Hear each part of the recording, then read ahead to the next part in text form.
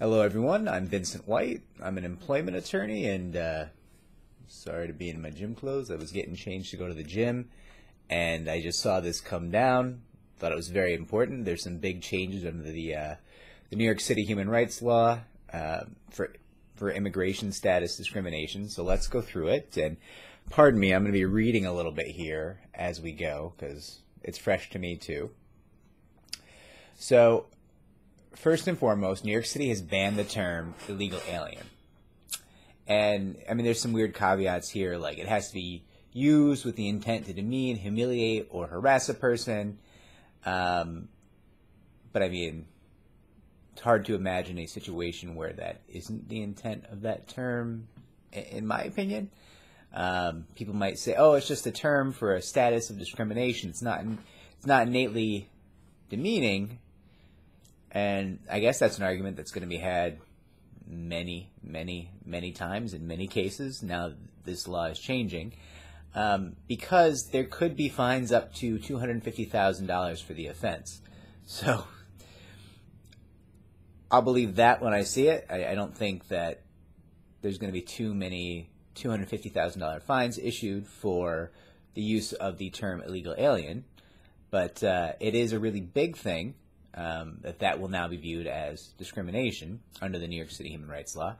Now, there's some new guidelines as well, and let's get into these. So, the new guidance bans discrimination or harassment against someone for their limited English proficiency or use of another language. Now, the devil's in the details here, right? You're still going to be able to say, hey, you don't have the language skills we need for this particular position. No one's saying, you have to hire someone for a job that requires great language skills, and you'll get in trouble if you try to require those great language skills for English or another language, honestly. What they're actually saying here is that discriminating against someone or harassing someone, going after someone, giving someone a hard time, demeaning them, attacking them, because they don't have proficiency of a language is not going to be viable. And that's kind of true already, Additionally, now, threatening to call ICE, Immigration and Customs Enforcement, on someone can be viewed as a discriminatory measure. And that's in keeping with New York City's sanctuary city thing that they're doing. And, I think that's something we see in a lot of cases where, employers try to intimidate employees who might be out of status and, say, hey, if you want to try to talk to somebody about this, you want to tell on me, I'm going to call ICE on you. Well, I mean, first off, I think that's retaliatory. So that activity was already protected in that scenario, but this is going to beef things up. This is good. It expands the realm of protection. Now, the city did provide some examples. There's actually a 29-page directive, which I have not yet gone through, just to be clear.